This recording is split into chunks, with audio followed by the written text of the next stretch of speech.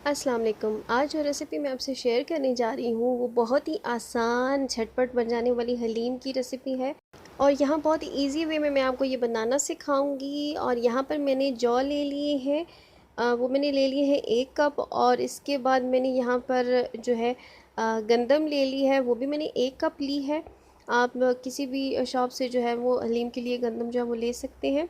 और इसके बाद मैंने चने की दाल ले ली है 1 कप। और इसके साथ जो बाकी दालों का जो मैं इस्तेमाल कर रही हूँ वो कुछ इस तरह से है कि मसूर की दाल वो ले ली है मैंने, जो लाल होती है 1 कप। आधा कप मैंने मूंग की दाल ली है। आधा कप मैंने माश की दाल ली है। आधा कप जो है वो अरहर की दाल मैंने ले ली है। और उसके बाद आधा ही कप जो वो है मैंने चावल ले लिए हैं। और अगर आप ये सारी जो दालें मैं हलीम के लिए यूज़ कर रही हूँ वो सारी आप नहीं लेना चाहते तो आप कोई भी दाल बीच में से स्किप भी कर सकते हैं। जो आपकी मर्ज़ी हो वो आप डालें और जो आपकी मर्ज़ी ना हो वो आप ना डालें। लेकिन चने की दाल जो है वो हलीम के लिए बहुत ज़रूरी है। और जौ और गंदम को मैंने रात भर के लिए भिगो के रख दिया था। और आप यहाँ पर तोड़ के भी देख सकते हैं कि गंदम के दाने को भिगो के रखने के बाद हाथों से अच्छी तरह से टूट जाए तो वो बिल्कुल रेडी हैं। और उसके बाद मैंने 5 से 6 कप पानी ले लिया और उसमें सारी दालें डाल दी हैं।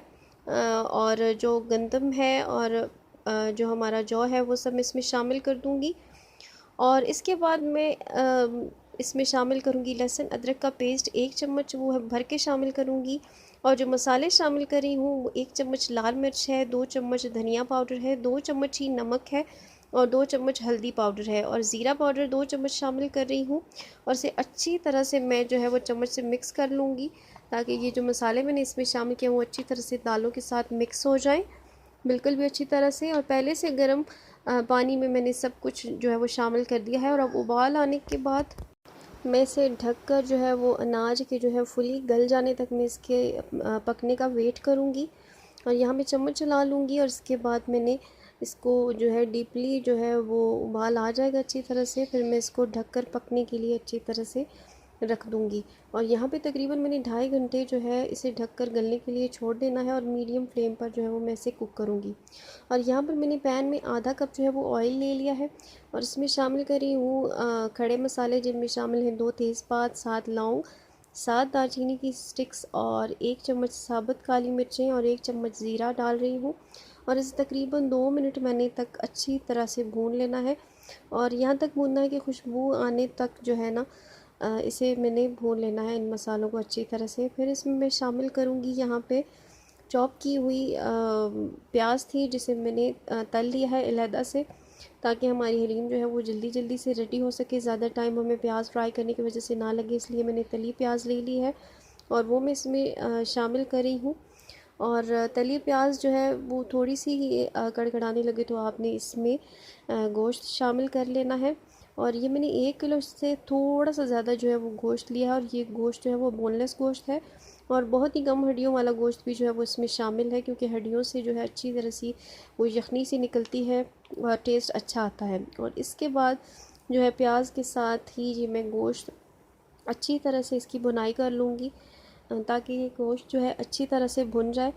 और गोश्त का कलर जो है जैसे ही यहाँ पर चेंज होगा तो मैं इसमें शामिल कर दूँगी अदरक लहसुन का पेस्ट। और अदरक लहसुन का पेस्ट शामिल करके मैं गोश्त के साथ इसकी भी अच्छी तरह से भुनाई करूँगी। और यहाँ पर तकरीबन 2 मिनट जो के बाद इसमें जो है वो मैं मज़ीद मसाले जो है वो शामिल करूँगी। और उन मसालों में मैं शामिल करी हूँ 1 चम्मच हल्दी, 1 चम्मच सुरख मिर्च पाउडर, 2 चम्मच सूखा धनिया, 2 चम्मच नमक और 2 चम्मच जो है वो गरम मसाला मैं इसमें शामिल कर रही हूँ। और मसाले शामिल करने के बाद मैं इसे अच्छी तरह से जो है वो मिक्स कर लूँगी ताकि मसाले जो है अच्छी तरह से इसमें यकजान हो जाए और मिक्स हो जाए। और इसके बाद मैं मसालों के साथ इसकी थोड़ी सी बुनाई करने के बाद ही इसमें जो है वो दही शामिल कर दूँगी। और दही यहाँ में मैंने शामिल किया है तकरीबन 1 कप। और यहाँ पर मैं ये दही डालकर अच्छी तरह से मिक्स कर लूँगी और दही का पानी सारा जो है वो खुश्क होने तक इसे अच्छी तरह से भूनती रहूँगी।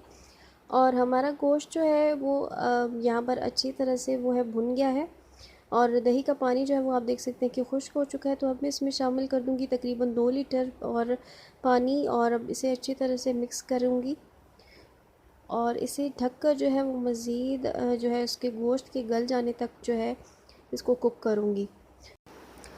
और यहाँ मैं हलीम को देख रही हूँ कि वो हमारी जो अनाज है वो गल चुका है या नहीं। और इसमें मैं अच्छी तरह से चम्मच चला लूँगी ताकि ये नीचे जो है वो बिल्कुल भी ना लगे, और बिल्कुल भी हमारी जो है हलीम जो है वो अच्छी तरह से हमारी दालें गल चुकी हैं। और इधर 1 घंटे के बाद गोश्त को मैं चेक कर लूँगी कि हमारा गोश्त जो है वो रेडी हुआ है या नहीं। और यहाँ जो है वो आप देख सकते हैं कि जो हमारा गोश्त है वो बिल्कुल अच्छे तरीके से गल चुका है। और पानी जो है वो पूरी तरह से जो है बिल्कुल हमने खुश्क नहीं करना। और यहाँ मैं बिल्कुल पानी खुश्क नहीं करी क्योंकि गोश्त में जो है अलग से जो है वो मैं यहाँ पर निकाल लूँगी, बोटियाँ जो है वो मैं सारी निकाल लूँगी। और साबुत मसाले भी यहाँ पर बोटियों के साथ ही यानी भी मैंने निकाल लेने हैं, और ताकि जो है ना हमारी ग्रेवी जो है वो अलग से रह जाए और हमारा गोश्त जो है वो मैं निकाल लूँगी। और गोश्त जो है वो मैं इसमें से अच्छी तरह से जो है तमाम बोटियाँ जो है वो बिल्कुल मैं एक एक करके निकाल लूँगी ताकि हमारा जो है ना गोश्त इसमें से अलग हो जाए। और यहाँ पर मैं इसमें से सारा गोश्त निकाल के और उसको रेशा रेशा करके जो है वो अलग कर लूँगी। और यहाँ पर ग्राइंडर की हेल्प से जो है अच्छी तरह से हलीम को जो है वो घोट रही हूँ। और घोट लेने के बाद जो है ना गोश्त की ग्रेवी जो है वो हलीम में शामिल कर दूँगी। और जो बोटियाँ मैंने निकाल के रखी थी उन्हें भी हाथों की मदद से रेशा रेशा कर लूँगी। और अच्छी तरह से ठंडी हो जाए रूम टेम्परेचर पर तो मैं इन्हें रेशा करूँगी। और अब मैं इसकी ग्रेवी जो है वो हलीम में शामिल कर रही हूँ और इसे अच्छी तरह से मिक्स कर लूँगी। और यहाँ पर मिक्स करने के बाद जो है रेशा की हुई बोटियाँ जो हैं थी या गोश्त था उसको मैं इसमें शामिल कर लूँगी। और देखिए कि कितना अच्छा गोश्त रेशा रेशा हो चुका है, मोटा मोटा सा है। और गोश्त डालने के बाद सिर्फ मैं 30 सेकंड्स के लिए ग्राइंडर जो है उसकी हेल्प लूँगी और उससे जो है मैं मज़ीद हलीम में जो है गोश्त के साथ मोटा लगाऊंगी, क्योंकि रेशा जो है वो हाथों की मदद से मैंने कर लिया था। और ज़्यादा जो है मशीन की हेल्प लेने से जो है वो रेशा बिल्कुल ख़राब हो जाता है। और इसके बाद जो है मैं इसे चम्मच की मदद से जो है वो घोटा लगा लूँगी अच्छी तरह से, ताकि हमारी हलीम जो है वो बिल्कुल भी नीचे ना लगे। और थोड़ी सी मशीन में इसमें चलाऊँगी क्योंकि उससे जो है वो लेसदार जो है हलीम जो है ज़्यादा मशीन चलाने से वो जो है बिल्कुल इसमें लेस ख़त्म हो जाती है। और यहाँ जो है हमारी हलीम जो है बिल्कुल भी रेडी हो चुकी है। और इसके बाद मैंने हाफ़ जो है कप इसमें ऑयल ले लिया है यहाँ पर पैन में, और इसमें मैं तली हुई प्याज दोबारा से शामिल करी हूँ। और जैसे ही मैंने इसमें प्याज ऑयल में फ्राई होंगे और प्याज को थोड़ा सा टेम्परेचर लगेगा ऑयल का, तो हलीम पर जो है मैं इन प्याज का जो है बघार जो है वो डाल दूँगी। और हलीम पर मैंने बघार जो है वो अच्छी तरह से लगा लेना है और इसे अच्छी तरह से बघार डालने के बाद मिक्स कर लूँगी। और यहाँ आप देख सकते हैं कि मैंने प्याज का बघार जो है वो लगा दिया है और हमारी हलीम भी कितनी अच्छी सी रेडी हो चुकी है। और बघार से एक हलीम में जो है अलग ही शाइन आ चुकी है। और आप देख सकते हैं कि हमारी हलीम बस कुछ ही टाइम में जो है वो रेडी हो चुकी है। और यहाँ बघार डालने के बाद मैं इसमें पिसा गरम मसाला जो है वो शामिल कर दूँगी। और पिसा गरम मसाला यहाँ पे मैंने लिया है 1 चम्मच, और मसाला डाल के मैं इसे मिक्स कर लूँगी। और यहाँ हमारी हलीम जो है वो आसान सी रेसिपी के साथ रेडी हो चुकी है। और इसके बाद मैं इसे इसकी गार्निश कर दूँगी हरे धनिए से, कुछ इसके हरे धनिए के पत्ते डालूँगी, हरी मिर्चें डालूँगी, उसके बाद तली हुई प्याज, चाट मसाला शामिल करूँगी और जूलियन कटी हुई जो है अदरक इसमें वो शामिल करके इसकी गार्निश करूँगी। आप इसे ज़रूर ट्राई कीजिएगा और मुझे फ़ीडबैक दीजिएगा कि आपकी हलीम कैसी बनी है।